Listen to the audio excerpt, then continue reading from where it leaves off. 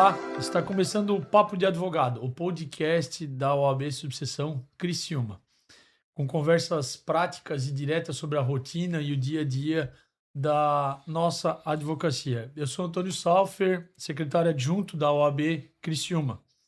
Esse espaço foi pensado para trazer informação confiável, debate qualificado e utilidade para a advocacia da nossa região. Lembrando que esse podcast ele tem caráter informativo e institucional. A gente não faz aqui consultas jurídicas individuais e cada caso vai exigir a sua análise própria. Então, quando nós tivermos aqui opiniões técnicas dos nossos convidados, elas contribuem para o debate, mas não substituem o estudo e a estratégia e a importância de cada colega dentro do seu escritório. A advocacia criminal, ela está entre as áreas que mais exigem preparo técnico, eh, rapidez de decisões, necessidade de tomada de decisões rápidas, pois elas muitas vezes dependem de liberdade de pessoas, dependem de direitos individuais que precisam ser observados.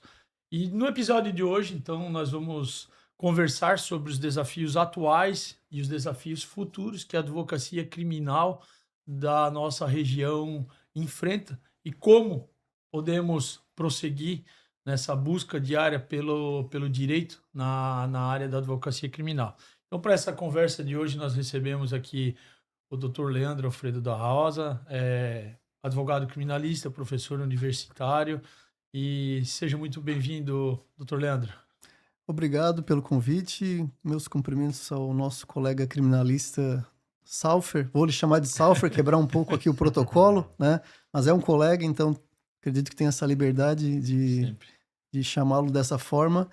E importante o tema, importante para nós também tirarmos algumas místicas em relação à área, mas também para quem estiver acompanhando aprender um pouquinho, apesar de também quem ensina aprende, né? Então vai ser uma troca aí bastante interessante. Obrigado. Recebo aqui também meu amigo, né, o Dr. Thales, atual presidente da Comissão de Assuntos Prisionais da Subseção Criciúma. Seja muito bem-vindo, Dr. Thales, ao nosso Papo de Advogado. Obrigado, Dr. Antônio Salfer. Cumprimento todos os presentes, professor Leandro, Dr. Melo. Inicialmente, eu quero agradecer pelo convite e dizer que é uma honra estar sentado numa mesa com essas referências aqui que eu tanto admiro da advocacia criminal. O professor Leandro foi meu professor na faculdade. Muito do que eu sou hoje na advocacia criminal advém dos conhecimentos que ele me passou em sala de aula, na vida. Dr. Mello aqui, um sujeito que conheci nas trincheiras da advocacia e que também tenho muito respeito, muita referência pelo trabalho, pela honestidade, pela lealdade dele processual e com a justiça. E aqui o meu amigo, Dr. Antônio Salfer, fui vice-presidente da Comissão de Assuntos Prisionais enquanto você presidia e muito aprendi contigo. E se hoje estou segurando esse bastão foi porque Vossa Excelência, vou aqui utilizar um pouco, não vou quebrar o protocolo inicialmente, digamos assim, mas foi porque Vossa Excelência me passou esse bastão e fez um serviço exemplar à frente da comissão. Então, obrigado pelo convite, espero poder contribuir dentro daquilo que estiver no meu alcance. Obrigado. E, por fim, recebemos aqui também no Papo de Advogado, o advogado criminalista, Dr. Luiz Felipe de Mello. É um prazer recebê-lo, é um prazer podermos bater um papo. Muito obrigado, doutor. Muito obrigado, doutor Antônio. Muito obrigado, doutor Thales, pelas palavras. Estou aqui também juntamente com meu professor, eterno professor Leandro. Eu brinco com o professor Leandro que para mim é incompatível chamá-lo de outra forma que não for professor. Eu não consigo. Já tentei diversas vezes chamá-lo de doutor, de Leandro somente. É impossível. Porque o professor Leandro, ele foi... Quando eu estava na faculdade... Meu pai foi delegado de polícia por muitos anos. Eu tinha essa inspiração do concurso público, né? Mas o professor Leandro foi quem abriu meus olhos para a advocacia. Quando eu participei das primeiras aulas de direito penal com o professor Leandro, teve uma cena que eu lembro muito bem. Foi uma cena que o professor chegou atrasado na aula, um pouquinho atrasado, e o burburinho dos corredores dizia que ele se atrasou porque ele estava sendo um chamado para um tribunal do júri que ele ia participar. E na semana seguinte nós tivemos a aula. E foi todos os alunos pra cima dele perguntar: e aí, professor? E aí, professor Leandro?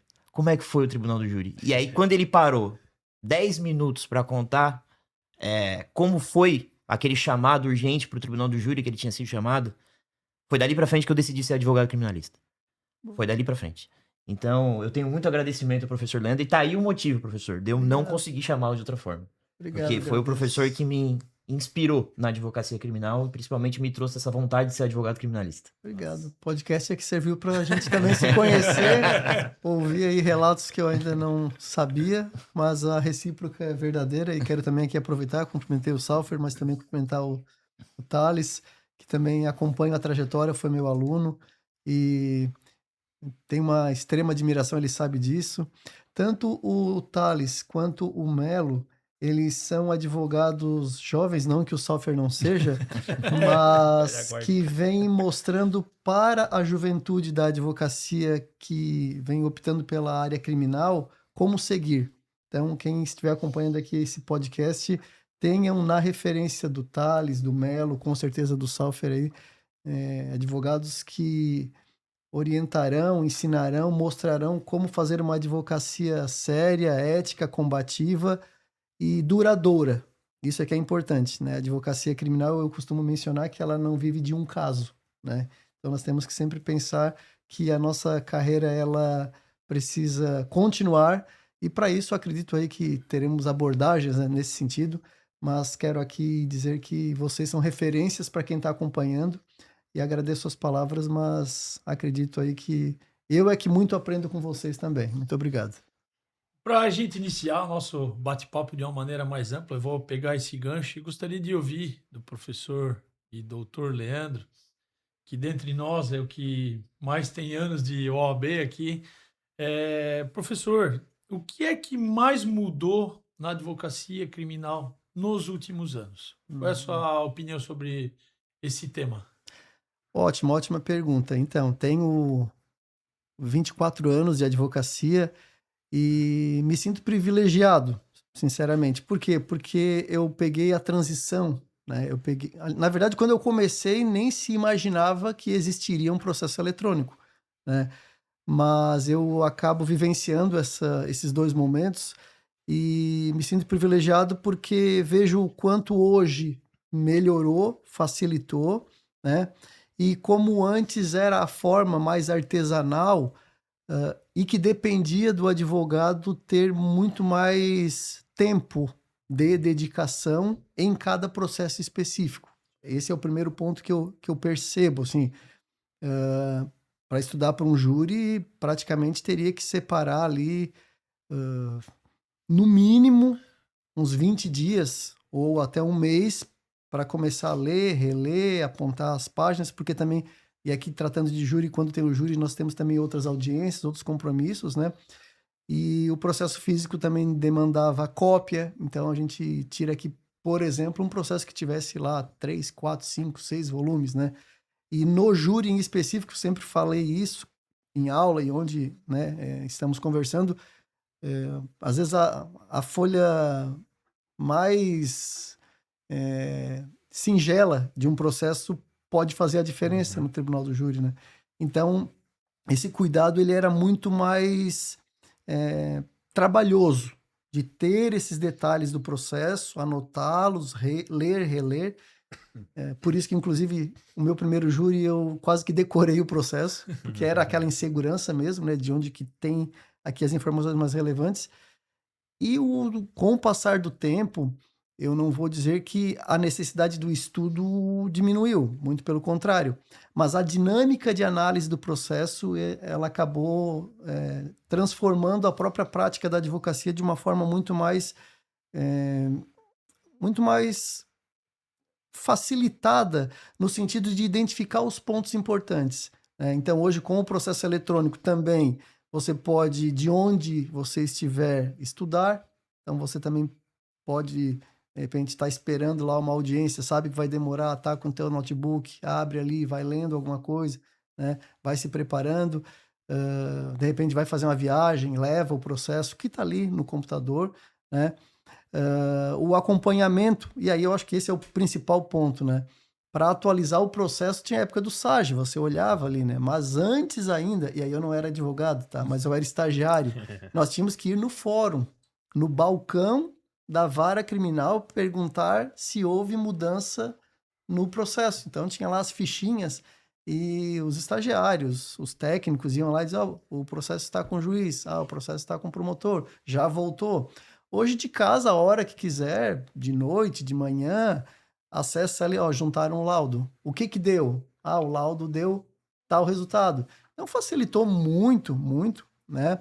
E para mim isso é uma notícia muito positiva para quem está acompanhando, inclusive, porque essa facilitação não tira do advogado o acesso a trabalho, né? Então hoje você pode fazer mais atividades, né?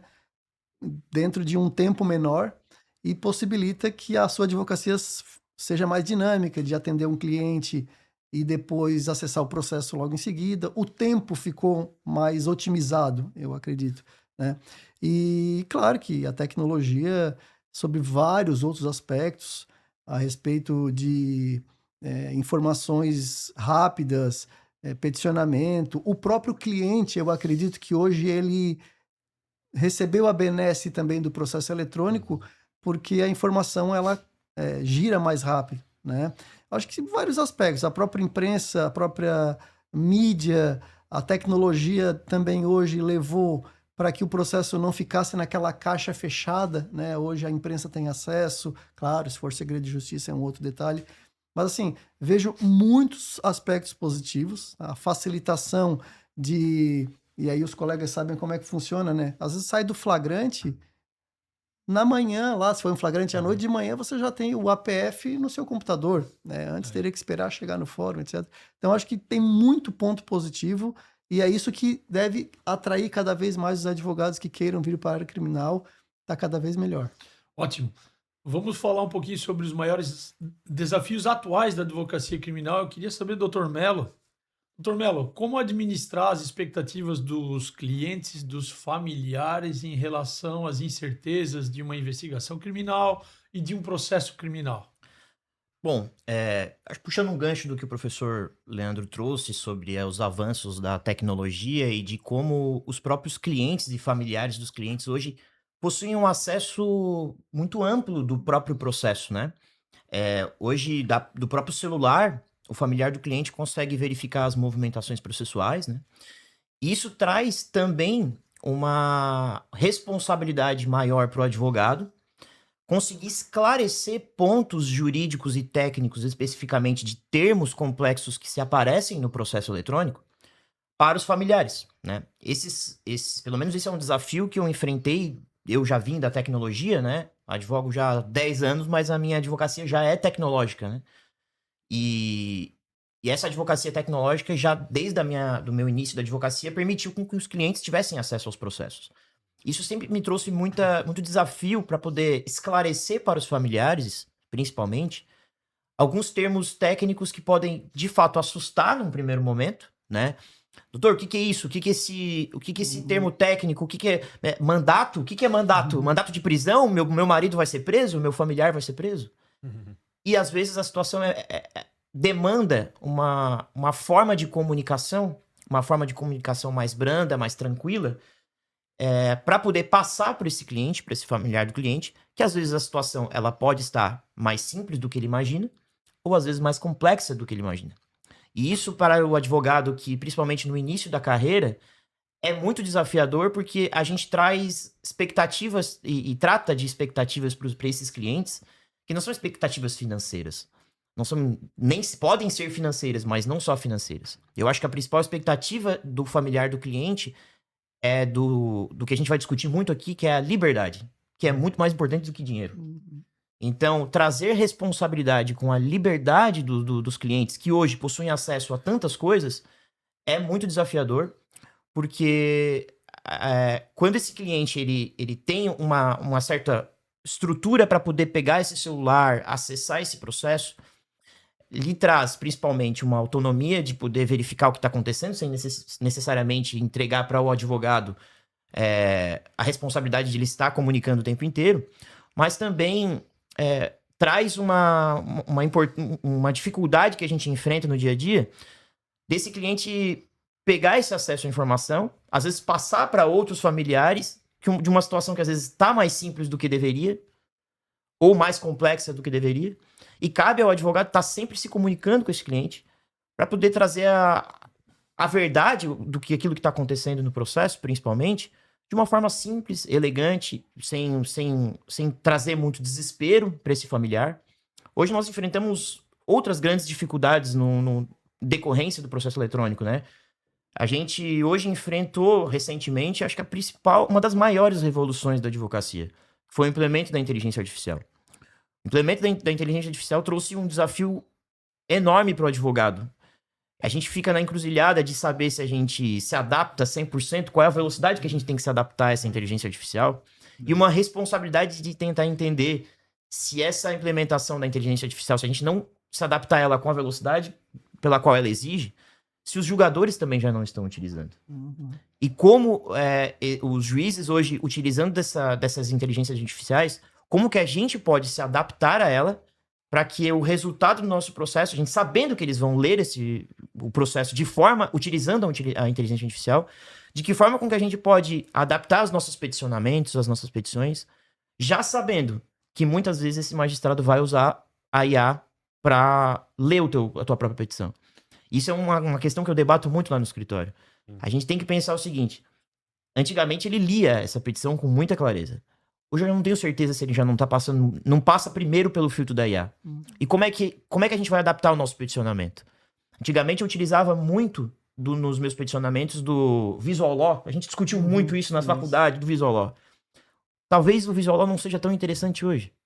Porque o Visual Law, ele não lê com a inteligência artificial.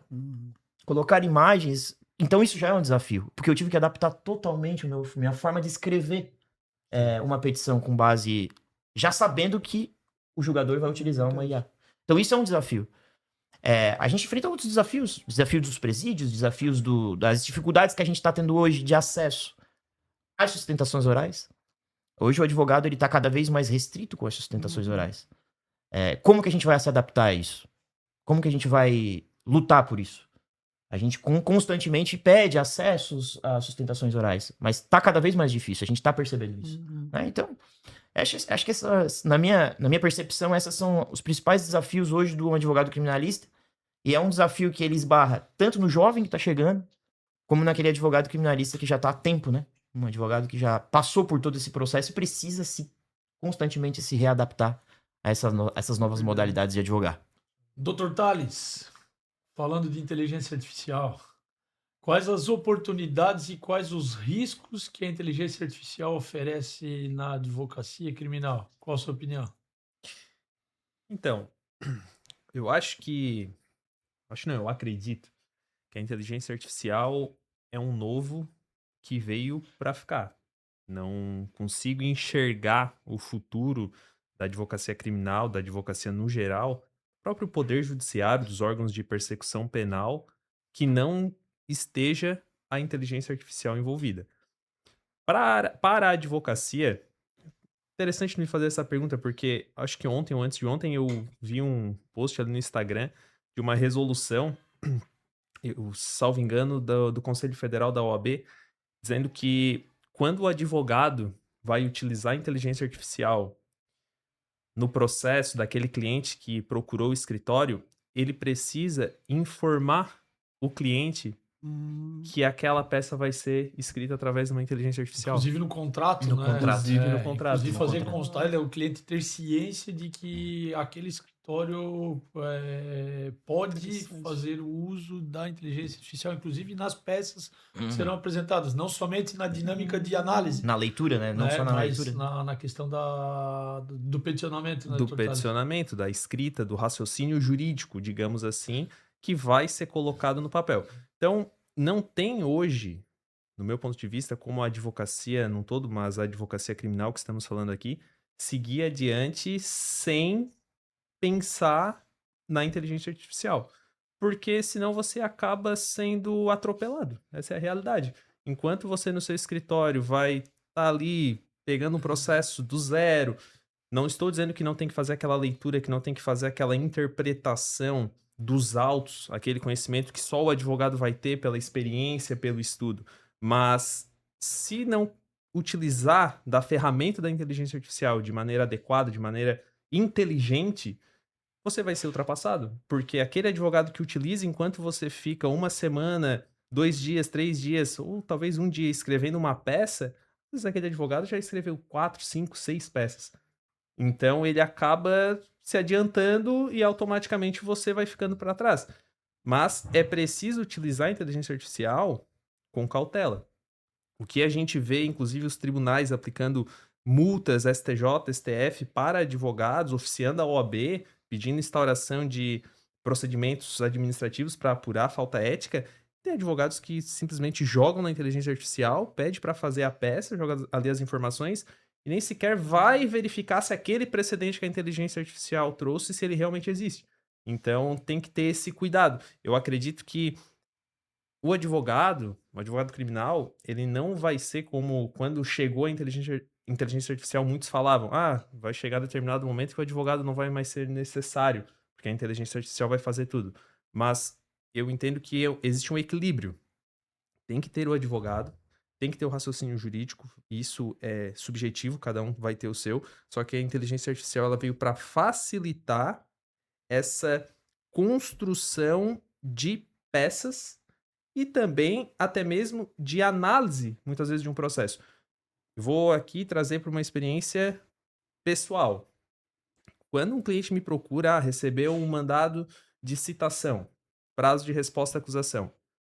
Vou lá, pego a procuração, me habilito nos autos, analiso o inquérito policial, analiso o APF, caso tenha sido auto de prisão em flagrante. Eu faço a minha análise. Mas depois de fazer a minha análise, eu coloco na IA e peço para a IA fazer a análise dela. E comparo. Porque somos seres humanos. A inteligência artificial é uma máquina, é um algoritmo. Ela vai te trazer, às vezes, pontos sensíveis que você não observou e tá tudo certo. Isso faz parte da evolução humana, isso faz parte da tecnologia.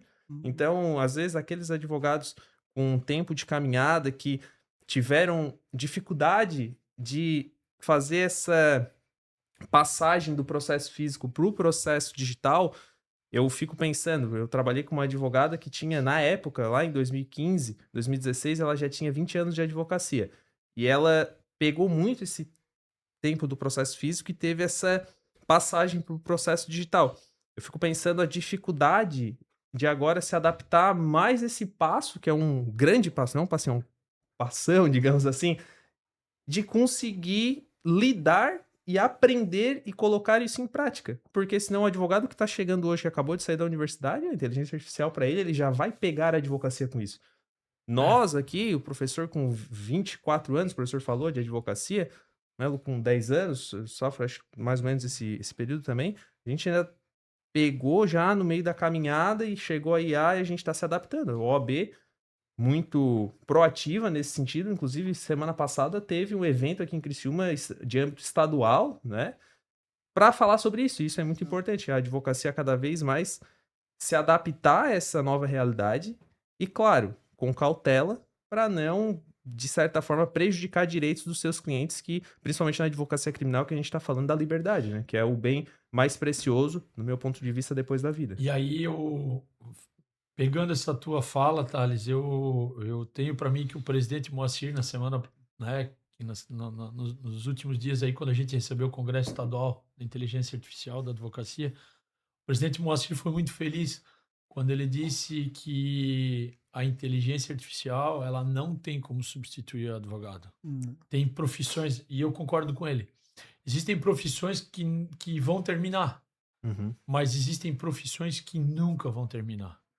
Então, eu não vejo, e especialmente falando aqui de advocacia criminal, a inteligência artificial talvez ela possa abrir alguns leques, algumas linhas de raciocínio, algumas coisas, mas a inteligência artificial ela não faz pergunta na audiência. A inteligência artificial ela não tem aquela aquela pegada, aquele toque de talvez alguma coisa que o delegado ou o promotor, alguém deixou picando, deixou a bola picando na audiência, que a testemunha deixou a bola picando, que o acusado deixou a bola picando, ela não consegue chutar. Sim. Então, eu acho que para a advocacia, ela vai andar junto, vai ser um casamento, vai andar junto, mas eu não consigo visualizar a advocacia criminal sendo substituída pela inteligência artificial. Por quê? Porque a inteligência artificial, ela não despacha. É isso aí. A inteligência artificial não vai na delegacia. A inteligência artificial não fala com a família. Ela pode te apresentar. Falar agora. Ela não fala, ela não acolhe. Não acolhe. Bem essa A inteligência palavra artificial não acolhe. A inteligência artificial não conversa com a família. Tu pode montar um texto para explicar o processo para a família, mas ela não vai ter aquele assim, Dona Maria, eu fui visitar o teu filho, ele pediu para avisar que tá bem. Ele falou que vai dar tudo certo. Então tem coisas que o computador, a máquina, nunca vai conseguir fazer.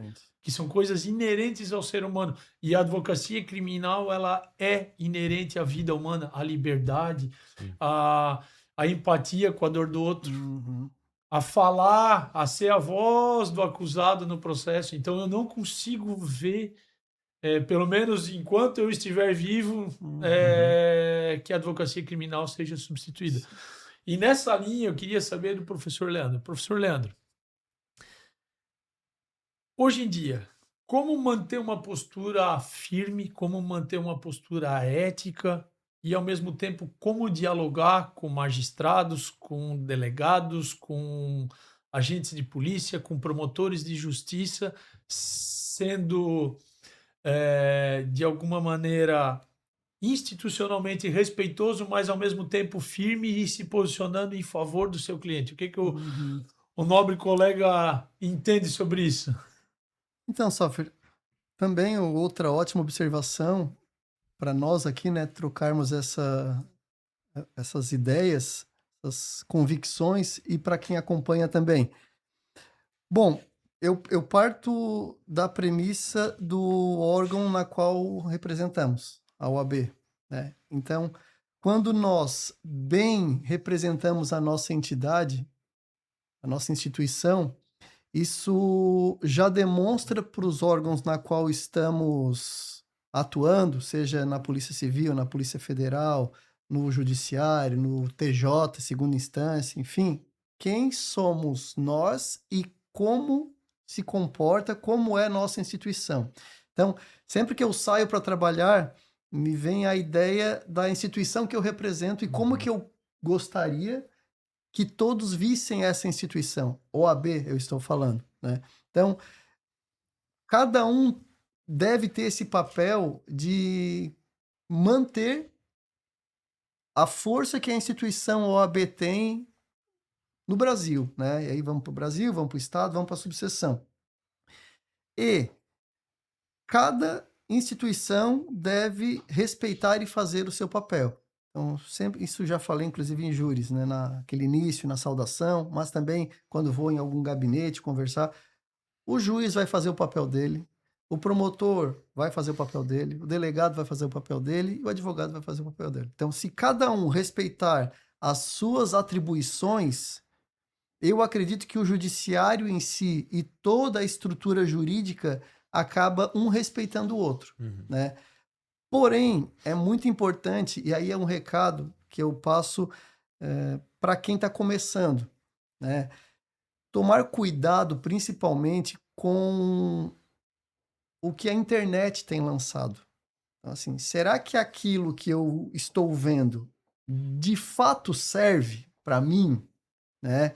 Então, por quê? Porque eu tenho receio que alguns colegas que estão começando possam cair nessa rede que ela não é muito segura, no sentido de uma carreira longínqua.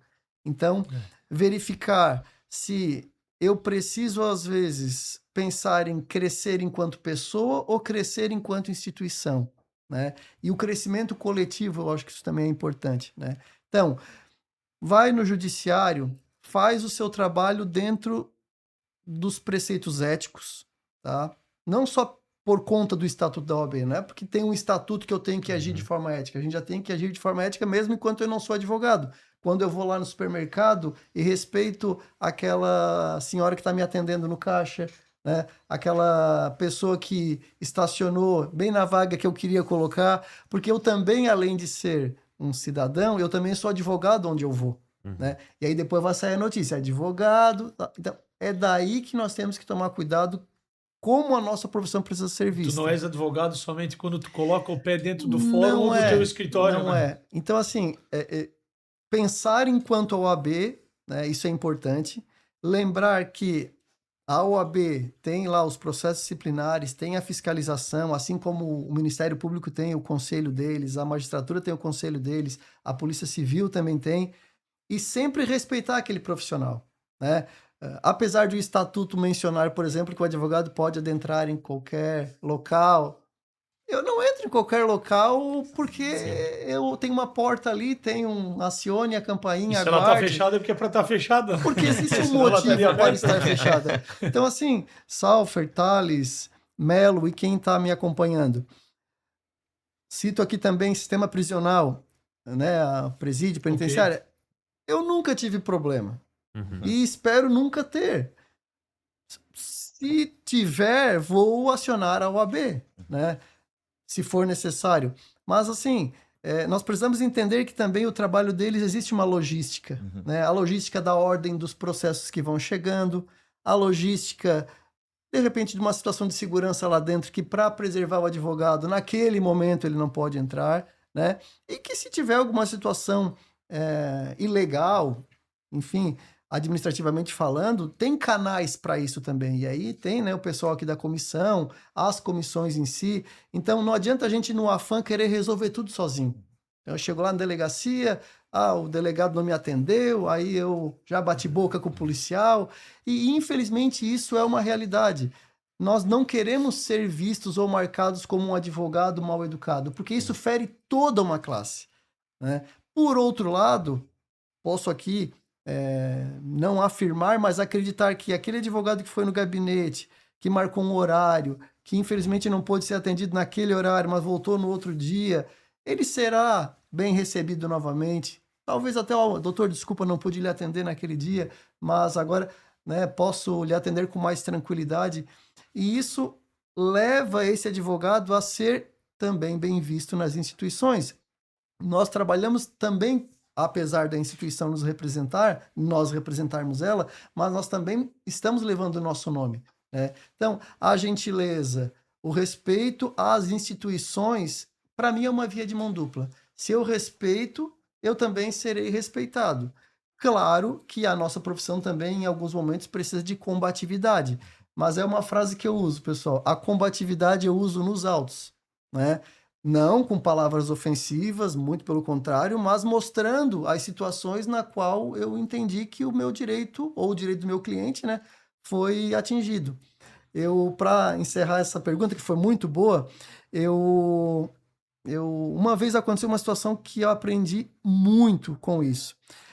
Às vezes a gente faz uma petição meio na emoção, né? Coração batendo que está saindo pela boca, né? Eu acordei, li, diminuiu um pouco o teor da energia naquela petição, mas ela ainda ficou um pouco forte, né? Que bom que não ficou tão forte como estava à noite. E o juiz, ele deu um despacho de 2 linhas, muito tranquilo. Como eu aprendi com aquele despacho? Que o juiz, ele nem levou em consideração tal ali, né? Encaminhe-se, vista ao Ministério Público. Não é pessoal, né? O que eu aprendi com aquele despacho de 2 linhas, vocês não têm ideia. Correto. Fez o trabalho dele, não entrou na emoção, né? E tirei lição. E a tua razão, tu não tira, a tua razão, tu não impõe no grito. Exatamente. Tu impõe ela pelo direito que tu tens na lei, pelo conhecimento que tu tem. Tu vai conseguir ganhar, né, ou buscar aquilo que tu tá almejando. Agora não é... a gente fez um júri agora recentemente, até um advogado que estava lá, ele disse, isso aqui não é jogo de truco, não é quem fala mais alto, não é quem grita mais alto, né? Isso aqui é um processo. Então, a imagem de um advogado, que eu acho que essa linha também, né, professor? a imagem do advogado ela não é refletida pela quantidade de honorários que tu ganha. Uhum. Ela reflete aquilo que tu é no teu dia a dia, né? Exatamente. Inclusive como cidadão. Uhum. E não somente enquanto posturado como um advogado, Uhum. né? Então, Exato. eu acho que isso é extremamente importante, Isso. né? Ter essa ideia, Uhum. né? Então, especialmente hoje, a gente não pode negar ou esconder, né, doutor Melo, que existe um grande número de advogados, né? Sim. Cresce muito, cresce exponencialmente o número de advogados, e nessa mesma projeção, nessa mesma perspectiva, cresce o número de advogados criminalistas, né? Uhum. Sim. Então, Percebi também. a gente, hoje, um advogado, como o doutor falou, hoje um advogado que atua há 10 anos na área criminal, ele, por mais que ele já pode ser, entre aspas, considerado advogado experiente, advogado velho, Sim, Uhum. entendeu? sim. Então, assim, Uhum. isso é uma dificuldade, né? O que o doutor tem essa visão sobre esse ponto aí? É uma dificuldade, puxando um gancho do que o professor Leandro estava falando, o doutor falou sobre a combatividade, né? Uhum. Eu chamo isso de combatividade com inteligência e elegância. Isso. Exatamente. A nossa região, ela é uma região muito tranquila para ser advogado. Sim. Uhum. A gente precisa admitir isso. Nós temos bons profissionais em todas as áreas, todas as instituições que nós temos aqui. Alguns uma dificuldade ou outra, mas sempre tivemos bons acessos. Uhum. E quando a gente tem uma combatividade com inteligência e elegância, a gente não necessariamente precisa trabalhar com grito, com discussões. A gente consegue ter uma advocacia aqui na nossa região com muita tranquilidade se a gente for inteligente e elegante. Elegante. Nos autos, Uhum. no processo, com uma boa conversa. Se não deu hoje, vai amanhã. Deve ter dado algum problema, provavelmente. Não quer dizer que eu vou me submeter Isso.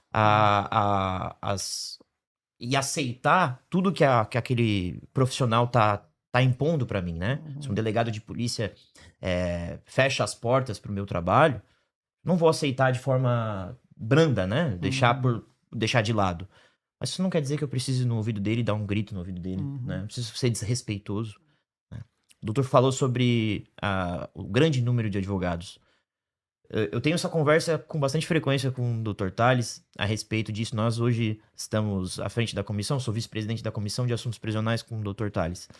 E nós, na nossa comissão, nós encontramos e tratamos com todos os profissionais da área da advocacia criminal, principalmente aqueles que estão lá inseridos juntamente na nossa comissão. E a gente percebe as posturas e as diferenças entre o advogado, alguns advogados que estão começando, outros que estão começando também. E a gente encontra, principalmente, juntamente aquilo que o professor Leandro comentou, essa vontade de tentar ser combativo, às vezes de forma exagerada, às vezes perdendo o tom, e às vezes, principalmente, eu vou trazer um tema muito interessante, saindo do escopo do advogado criminalista. Isso me preocupa. Uhum. Sair do escopo daquilo que a gente estudou para fazer. Nós hoje passamos 5 anos num curso de Direito, 5 anos, professor, me corrija se já não Sim. atualizou, uns 5 anos no curso de Direito, depois pós-graduação, estudo para o exame de ordem, cursos técnicos, e nós estudamos Direito e Processo. Uhum. É isso que a gente estudou. Nós passamos por essa advocacia que estuda Direito e Processo, e a nossa técnica jurídica, ela envolve Direito e Processo. Eu tenho um pouco de dificuldade quando a gente tenta aconselhar jovens advogados para tentar não sair desse escopo. Uhum. Às vezes, na emoção de trazer um amparo completo para o familiar, eu tenho um pouco de receio que a gente foge desse escopo. A gente foge dessa premissa pelo qual a gente está sendo contratado. Não quer dizer que a gente não vai passar uma assessoria técnica, às vezes um amparo emocional, psicológico. Isso faz parte do atendimento ao cliente, como qualquer profissional de qualquer área, né? Um atendimento ao cliente de forma respeitosa, segurando na mão, passando um conforto para o familiar. Uhum. Isso é diferente de fugir do amparo técnico e processual pelo qual a gente foi contratado para fazer. Então, quando nós, advogados criminalistas, somos contratados para fazer um requerimento numa execução penal, por exemplo, estou sendo contratado para fazer um requerimento na execução penal. Um pedido de progressão de regime, um pedido de livramento condicional, uma tentativa de um pedido de indulto. Esses são os pedidos pelo qual o advogado criminalista ele está amparado tecnicamente para fazer. Não quer dizer, novamente, que nós não vamos passar suporte para o cliente, não. Mas se eu pudesse dar um conselho para os jovens advogados, tentem pensar, a sua advocacia hoje, ela é voltada para a técnica processual, ela é técnica do direito, ou ela está mais voltada para situações externas à técnica? Porque talvez seja o momento da gente repensar por tudo aquilo que a gente estudou. Quando eu olho para trás, eu penso o seguinte, eu passei 5 anos na faculdade estudando o quê? O que eu estudei lá? O que eu estudei para fazer o meu exame de ordem? O que caiu naquela prova? O que caiu nas provas de... O que eu fiz no meu TCC do curso superior? O que eu fiz nos meus estudos da pós-graduação? Eu sentei a bunda na cadeira, estudei direito e processo. Verdade. E é por ali que eu escrevo as minhas peças processuais e é ali que eu faço o meu pedido processual para o magistrado analisar e verificar. Então, o número... Sobre a sua pergunta, doutor Antônio, as dificuldades desse enorme movimento de jovens advogados que estão chegando, a gente percebe na própria comissão que nós temos uma leva excelente de jovens advogados iniciando a sua carreira. Advogados que estão lá no dia a dia da advocacia, mas sendo técnicos. Sendo extremamente técnicos, pensando na técnica desde o primeiro cliente. E é com base nesses advogados que me trazem muita esperança da jovem advocacia. Sempre já amparado numa linha de raciocínio que a gente não vivenciou, que é agora amparado totalmente na inteligência artificial. Que seja. Me preocupo também, tenho essa preocupação de, será que esses jovens advogados, eles vão ter o cuidado que a gente teve no começo, quando não tinha inteligência artificial? Será que eles vão nascer dessa forma? Será que... Porque a inteligência artificial traz esse medo, né? Será que às vezes eu fico me perguntando se eu não tô regredindo intelectualmente. Eu não sei se vocês já pararam pra pensar sobre isso. Meu Deus, a IA entrou tanto na minha advocacia que às vezes eu fico pensando assim, meu Deus do céu, eu me sinto com peso na consciência de estar delegando tantas coisas pra inteligência artificial. É quase uma IA. É quase uma IA. E aí eu fico pensando o tempo inteiro, será que eu devo ou não devo fazer isso com a inteligência artificial? Porque, vai facilitar muito a minha vida. E aí, porque eu passei outro período, né? Período de estudo do processo, imprimir o processo, às vezes pegar um marca-texto. Isso, eu também. Fazer a leitura com cautela. Sim. E hoje a nossa advocacia mudou, não tem jeito. Então será que esses jovens advogados hoje que estão entrando no mercado, será que isso que a gente passou não vai fazer falta para esses jovens advogados? Eu fico me perguntando sobre isso. E eu quero acreditar que não, porque a inteligência veio para ficar.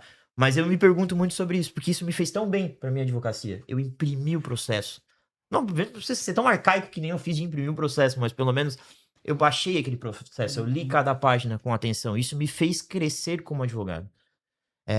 Às vezes a mescla, juntamente da análise cautelosa com a inteligência artificial, seja o melhor caminho a se seguir com o uso dessas tecnologias, né? Mas, novamente, a gente se preocupa principalmente com esses jovens que não passaram por isso, né? Essa análise cautelosa de cada detalhe, né? Cuidado técnico, né, Dr. Tales? Dr. Tales, quais as competências indispensáveis para esses advogados que estão iniciando na área criminal e quais as competências indispensáveis um advogado criminalista precisa para os próximos anos? Tá. Queria dizer que, mais uma vez, tô muito feliz de estar aqui porque ouvindo vocês falar, bate muito... A gente podia ficar o dia inteiro bom pra todos, conversando, né? E assim, bate muito com a forma que eu vejo a advocacia em todos os sentidos. Porque, trazendo essa questão da combatividade, senhores, o que eu percebo, assim, que muitos advogados, principalmente que estão começando, eles confundem ser combativo com ser, vou utilizar essa expressão, mal educado, arrogante, não ter aquele senso de humildade, de saber pedir. Não leva o desaforo pra casa. Não leva o desaforo pra Às vezes casa. leva pro escritório, leva. Calma. Eu sempre falo que ser humilde não é ser covarde. Né? Exatamente. Não é sinônimo de ser covarde. Ser humilde e ser educado não é sinônimo de covardia. Exatamente. Silêncio é sabedoria também, né? Exato. Eu aprendi uma coisa na minha infância com meu pai. Ele sempre disse, você tem que saber chegar, entrar e sair de qualquer lugar. Verdade.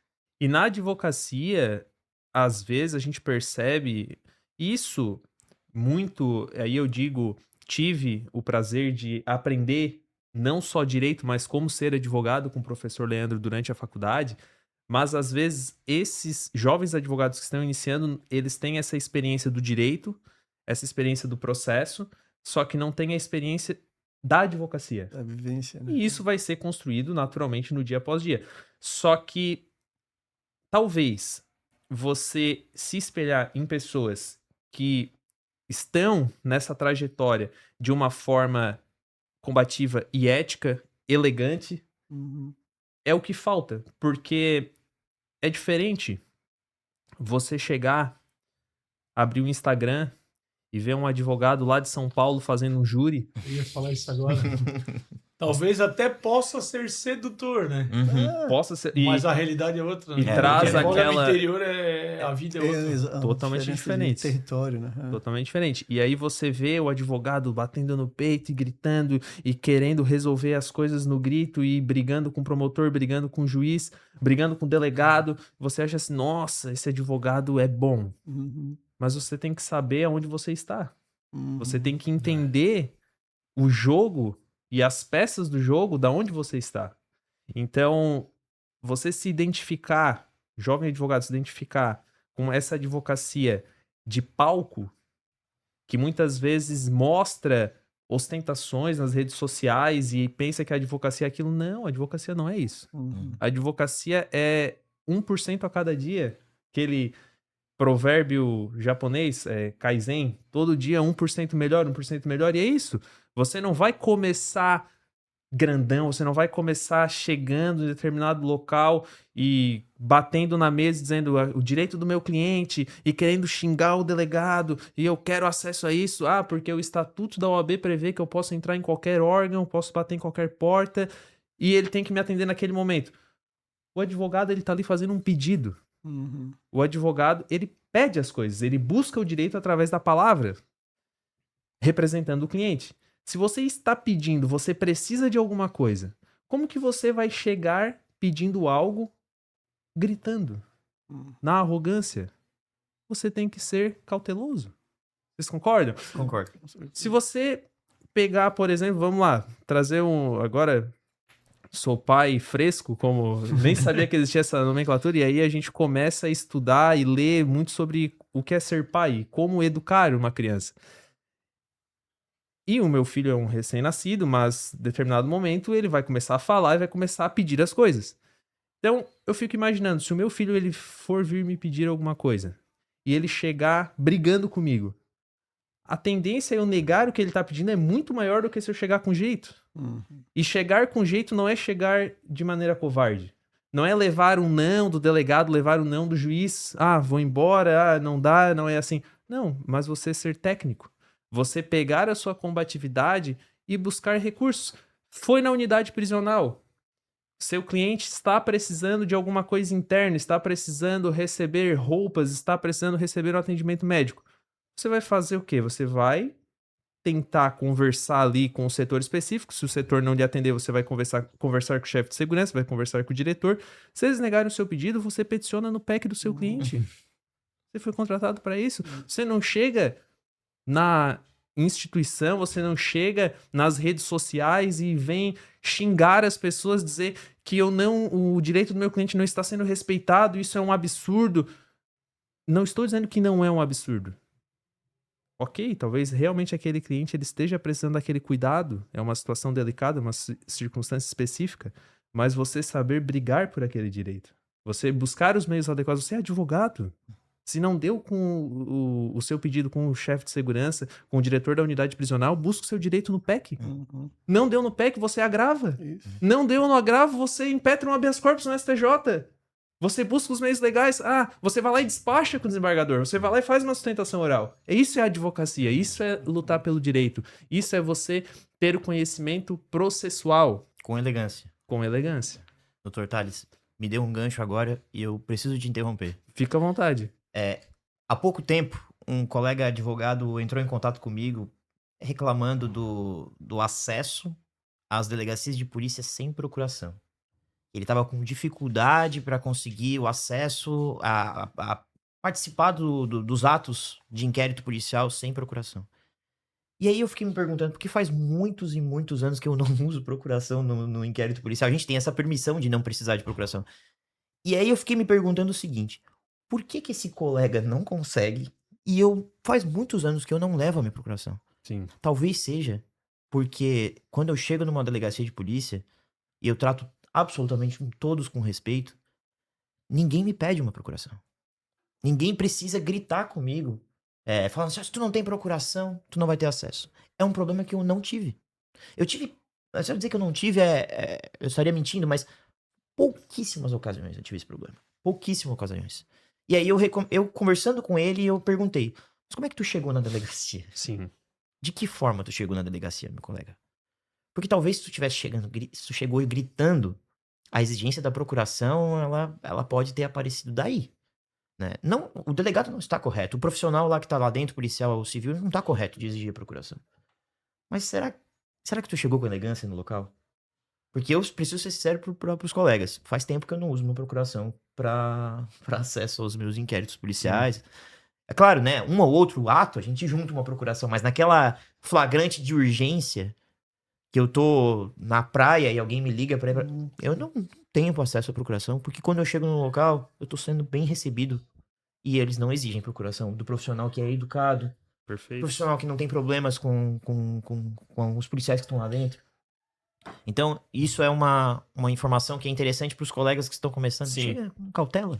Meus amigos, estamos infelizmente indo para o encerramento. Foi o que eu disse, a gente poderia conversar horas e horas e horas sobre isso aqui. E eu proponho fugir um pouquinho do script e fazer um bate-bola, bem rapidinho. Eu vou lançar aqui um desafio e vocês, de maneira breve, me respondam. Professor Leandro, um mito sobre a advocacia criminal que precisa ser superado. O advogado defende o bandido e o crime. Boa. Não defende. Ele defende o direito dele, né? Deixando bem claro. E o que a previsão constitucional nos garante, né? Dr. Tales, em poucas palavras, o papel embora seja muito difícil, mas o papel da advocacia criminal no sistema de justiça. Fundamental, indispensável, previsto constitucionalmente. Sem advogado não existe justiça. E concordo extremamente com o professor, o advogado ele não defende o bandido, ele defende também o inocente, ele defende o pai de família, ele defende o filho, ele defende a pessoa que está enfrentando o poder do Estado e que muitas vezes não cometeu aquele crime. Simplesmente estava no lugar errado, na hora errada, houve um reconhecimento pessoal falho e o advogado é a voz dessa pessoa, é quem vai chegar lá e vai dizer, não foi bem assim que aconteceu. É aquele que vai brigar, que vai ser a palavra do sujeito que infelizmente está sendo acusado injustamente. E aquele sujeito que veio a praticar aquele delito que muitas vezes está sendo acusado, o advogado ele também é indispensável para que o processo seja conduzido pelos princípios constitucionais, devido ao processo legal, ampla defesa, para que depois venha uma condenação, porque se não tiver o papel do advogado, esse sujeito ele não vai pagar por aquele crime que ele cometeu. Então, eu acredito que seja isso. O papel do advogado criminal é indispensável. Dr. Mello, nós todos aqui sabemos que a nossa área, talvez a gente conviva com mais derrotas do que vitórias. Eu acho que isso é algo quase unânime entre nós. Como lidar com isso e não perder a esperança, não perder a vontade, como acordar no outro dia e seguir, e buscar e como não desistir de ser advogado criminal. Boa. Alguns anos atrás eu tive um sócio, ele saiu da nossa sociedade e virou magistrado. Né? Ele é meu amigo pessoal até hoje, a gente conversa o tempo inteiro. E ele falava na época que ele estava advogando com a gente, ele falava, o advogado não desiste nunca, né? A persistência aí no perfil dele lá, ele colocava no Instagram, que é o persistente vence tudo, algo do tipo, né? E quando a gente sofre essas derrotas, né? Dá uma dor no coração, que às vezes a gente espera, tem derrotas e derrotas, né? Existem derrotas processuais e derrotas processuais. Tem aquela derrota que a gente já sabe, já informou pro cliente, e tem aquela que não, né? Que a gente não consegue aceitar muitas vezes, né? Mas a verdade é que durante a construção da advocacia, quando a gente consegue um resultado positivo, todas as derrotas que a gente passou valeram a pena. Então, não existe uma palavra que eu possa te dar sobre o que é se manter animado diante de tantas derrotas. Mas eu posso dizer que se tu persistir na tua advocacia com ética, com respeito, no momento que tu vencer um processo difícil, conseguir um resultado positivo, você vai com certeza olhar, fechar os olhos e falar assim, valeu a pena. Valeu a pena porque é ali que a gente percebe que todas as nossas derrotas são caminhadas pra gente chegar naquela vitória. Resiliência, é isso. Esses dias eu estava conversando numa entrega de credenciais lá e me coube a honra de poder trazer uma palavra, né? Os advogados estão recebendo. E eu comentei com eles que tem coisas que nós trabalhamos pelos honorários, por amor à profissão, mas também por honorários, né? Não somos uma ONG, né? A gente tá lá para receber dinheiro também. Mas tem coisas que o dinheiro não paga, né? Como uma mensagem de alguém, eu ainda usei esse exemplo. Talvez um pedaço de queijo e uma famosa perna de salame que o cliente passou lá, lembrou de ti e falou assim, doutor, obrigado por tudo. Então tem coisas que não... Eu acho que isso substitui, né? Isso talvez é uma mola propulsora para a gente continuar buscando, avançando e saber apanhar, né? Saber ficar mais cascudo e poder seguir, né, professor? Bem isso, ficar mais cascudo. E eu uso muito uma palavra, assim, a gente ganha oxigênio, né?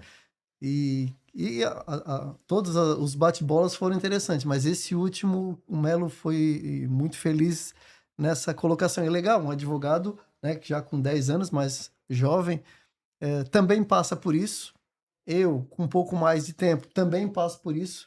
A velha frase, depois de um júri que saiu condenação, não faço mais júri, mas passa ali 2, 3 dias, quando que é o próximo? Né? Por quê? Porque, de repente, veio lá um resultado bom de um outro processo e aí a gente ganha oxigênio, né? A gente mantém a resiliência. Eu acho que é isso que nos motiva a continuar lutando. Como falei, né? Aquele mito do defende bandido, falo diferente. Nós estamos defendendo seres humanos, né? E famílias de seres humanos também estão sofrendo. Então, esse queijo, esse muito obrigado, doutor, agora eu consegui dormir, não tem preço e é isso que nos motiva a continuar seguindo. Meus caros colegas, Dr. Tales, Dr. Melo, professor e Dr. Leandro, foi um prazer muito grande recebê-los aqui no Papo de Advogado. Como eu disse, a conversa poderia se estender por horas, mas nosso tempo ele é limitado. E foi uma satisfação imensa, né? E aqui falo em nome da diretoria da OAB Subseção Criciúma, recebê-los aqui e construirmos esse bate-papo que vai ficar eternizado, né? E talvez daqui a alguns anos a gente repita e veja que algumas coisas ainda estão valendo e que algumas coisas talvez não estejam mais, mas foi um prazer em nome da direção da OAB Subseção Criciúma recebê-los aqui. Muito obrigado. Nós que agradecemos a oportunidade. Muito obrigado, doutor. Valeu. Pessoal, antes de encerrar, nós temos aqui alguns recados. Agora nós temos o Radar OAB Criciúma.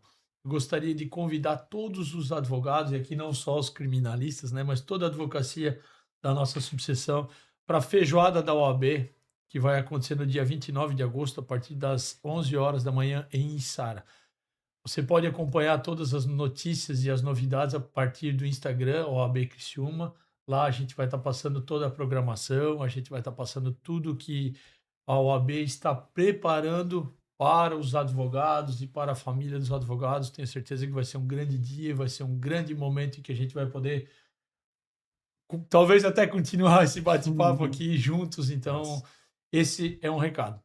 E você, internauta, você advogado que está aqui acompanhando o Papo de Advogado, que tenha sugestão, que tenha pergunta, que tenha alguma coisa alguma dúvida para tirar, chame o Instagram, chame a OAB através do Instagram, OAB Criciúma, para que lá você lance a sua dúvida, lá você lance a sua sugestão, um assunto, um tema, alguma comissão, alguma coisa que você queira ouvir especificamente. Nós estamos lá abertos para receber a sua sugestão, a sua ideia, o seu agradecimento, enfim.